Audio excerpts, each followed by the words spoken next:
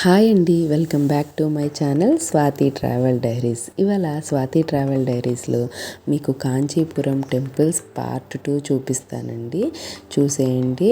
Part 1లోనే అన్నీ చూపిద్దామనుకున్నాను కానీ అన్ని టెంపుల్స్ కానీ చాలా లెంతీ అయిపోతుందండి వీడియో. అందుకనే పార్ట్ 2లో మిగిలిన టెంపుల్స్ చూపిస్తాను, చూడండి. ఫస్ట్ టెంపుల్ వచ్చేసేటప్పటికి పాండవ దూత పెరుమాళ్ టెంపుల్ అండి. ఇక్కడ శ్రీకృష్ణుల వారు మనకి 28 అడుగుల ఎత్తులో దర్శనమిస్తారు. అయితే ఈ టెంపుల్ ఎంట్రన్స్లో చూడండి, పక్కనే ఒకటి ఫస్ట్ చిన్న కోనేరు ఉంది. ఆ కోనేరు తర్వాత ఎదురుగా ఈ ధ్వజస్తంభం చూడండి, రాగి రేకుతో ఉందన్నమాట ఈ ధ్వజస్తంభం.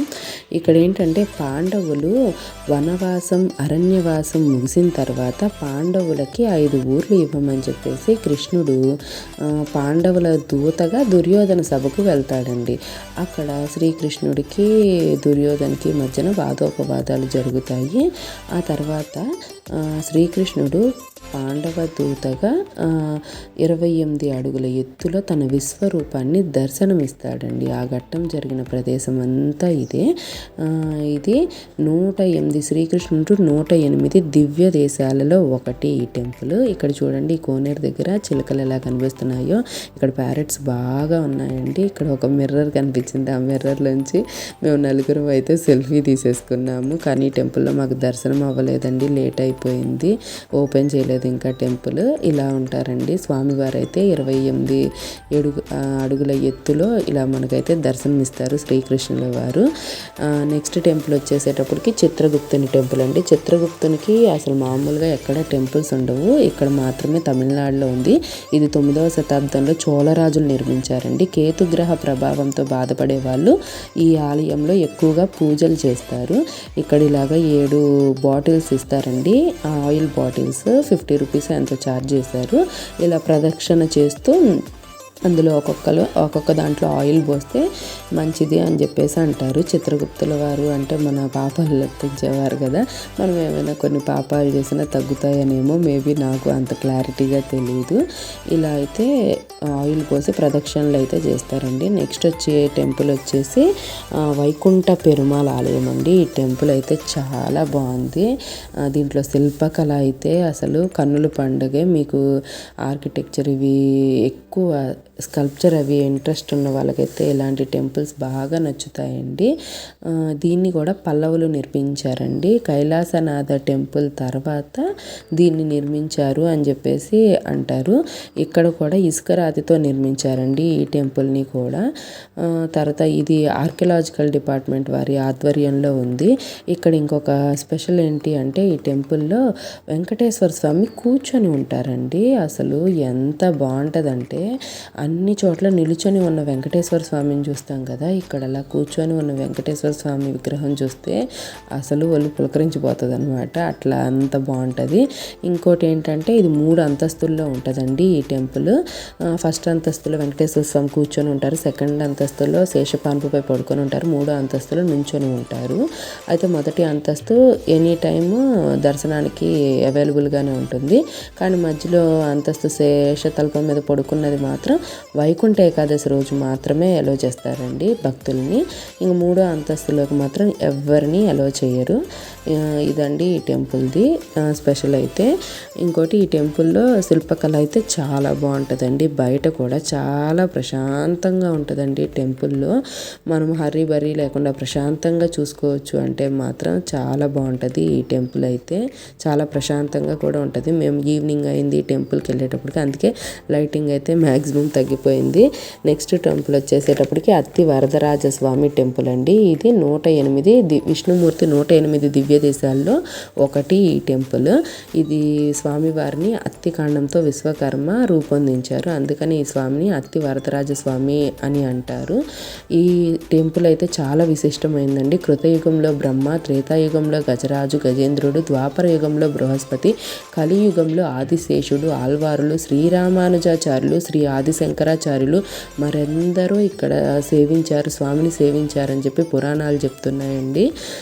ఇది అయితే చాలా విశిష్టమైన టెంపుల్ అండి. ఇక్కడే మనము బంగారు బల్లి, వెండి బల్లిని కూడా ఇక్కడే చూస్తాము. టెంపుల్ చాలా పెద్దదండి. ఇది వచ్చి 100 కాళ్ళ మండపం అండి. చాలా బాగుంటుంది. కాకపోతే మేము డే టైంలో వెళ్ళుంటే ఇంకా బాగా చూసేవాళ్ళము అని అనిపించింది. కానీ టెంపుల్ అయితే చాలా బాగుందండి. ఇది టెంపుల్కి పక్కన ఇంకొక సబ్ టెంపుల్ లాగా ఉంటాయి కదండి, ఆ టెంపుల్ అనమాట. ఇది కోనేరు అండి, ఆనంద పుష్కరిణి. ఈ కోనేరులో చాలా మహత్మ్యం ఉందండి. ఎందుకంటే అసలు దేవుడు అత్తివరదరాజస్వామి ఈ కోనేరులో అక్కడ చిన్నగా కనిపిస్తుంది చూడండి, అక్కడ ఒక వెండి బాక్స్లో ఆయన్ని భద్రపరిచి ఉంచారండి. మహమ్మదీయులు ఇదేంటి ఆలయాల మీద దండయాత్ర చేసే సమయంలో స్వామిని అప్పుడు సంపద అంతా పోయినా పర్వాలేదు, కానీ స్వామివారి మూల విరాట్కి మాత్రం ఏమీ జరగకూడదు అని చెప్పేసి ఒక బాక్స్లో భద్రపరిచి ఈ పుష్కరిణిలో పెట్టారండి. తర్వాత నీళ్ళన్నీ ఎండిపోయిన తర్వాత ఈ పుష్కరిణిలో స్వామివారిది విగ్రహం అయితే బయటపడిందండి. అప్పటికి కూడా విగ్రహం చెక్కు చెదరకుండా అలాగే ఉంది. ఇదిగోండి ఇలాగా అప్పటి నుంచి ప్రతి 40 సంవత్సరాలకు ఒకసారి స్వామివారిని బయటకు తీసి ఫస్ట్ 38 రోజులు ఇలా శయనభంగిమలో ఉన్న స్వామికి, తర్వాత చివరి 10 రోజులు ఇలా నిల్చోబెట్టి స్వామికి పూజలు అయితే చేసి మళ్ళీ ఆ పుష్కరంలోనే పెట్టేస్తారండి. ఇది ఇక్కడున్న స్పెషల్ అత్తివరదరాజస్వామి టెంపుల్లో. చివరిగా 2019 ఆగస్టులో స్వామివారిని బయటకు తీసి పూజలు చేసి మళ్ళీ పెట్టేశారు వాటర్లోనే. ఇక్కడ స్వామివారు 9 అడుగుల పొడవులో ఉంటారండి స్వామివారు. మేము దసరా టైంలో వెళ్ళాం కదండి, నవరాత్రుల టైంలో ఇక్కడ అమ్మవారికి పూజలు చేస్తున్నారండి ఇలాగా. కానీ తమిళనాడులో పూజలు మాత్రం మిగిలిన అన్ని ప్లేసుల్లో కన్నా ఇక్కడ ఎక్కువ చేస్తారని అనిపించిందండి మాకు. నెక్స్ట్ మిమ్మల్ని బంగారు బల్లి వెండి బల్లి ప్లేస్కి అయితే తీసుకెళ్తున్నాను. ఫస్ట్ అయితే టెంపుల్లో దర్శనం చేసేసుకోవాలి. ఫస్ట్ స్వామివారిని దర్శనం చేసుకున్నాక తర్వాత నెక్స్ట్ బంగారు బల్లి వెండి బల్లి ప్లేస్ అండి. దీనికి ఒక స్టోరీ ఉంది. గౌతమ్ మహర్షి దగ్గర 2 శిష్యులు ఉండేవారండి.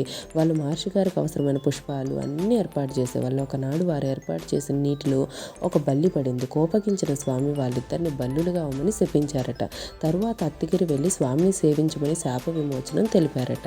కొంతకాలానికి ఇంద్రుడు సూర్యుడు చంద్రునితో కలిసి దర్శనానికి వచ్చినప్పుడు వారికి శాప విమోచనం కలిగింది.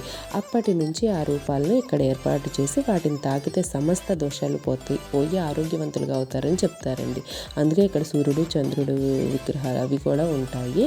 బంగారు బల్లి వెండి బల్లి అండి స్టోరీ ఇదండి. ఇది అత్తివరదరాజస్వామి టెంపుల్ కంప్లీట్ టూర్ అండి. చాలా మంచి మంచి టెంపుల్స్ ఉన్నాయండి కంచిలో, తప్పకుండా విజిట్ చేయండి. దీంతో మా కంచి టెంపుల్ టూర్ అయితే మొత్తం కంప్లీట్ అయిందండి. అన్ని టెంపుల్స్ చాలా విశేషమైనవండి. అసలు ఇక్కడ గోపురాలు కానీ అసలు ఆ పూజా విధానాలు కానీ చాలా డిఫరెంట్గా ఉంటాయి. తప్పకుండా ప్రతి ఒక్కరు కంచిని అయితే సందర్శించాలండి. అయితే మీరు ఆటోనైతే బుక్ చేసుకోండి. వాళ్ళైతే కరెక్ట్గా మిమ్మల్ని తీసుకెళ్ళి గైడ్ చేస్తారు.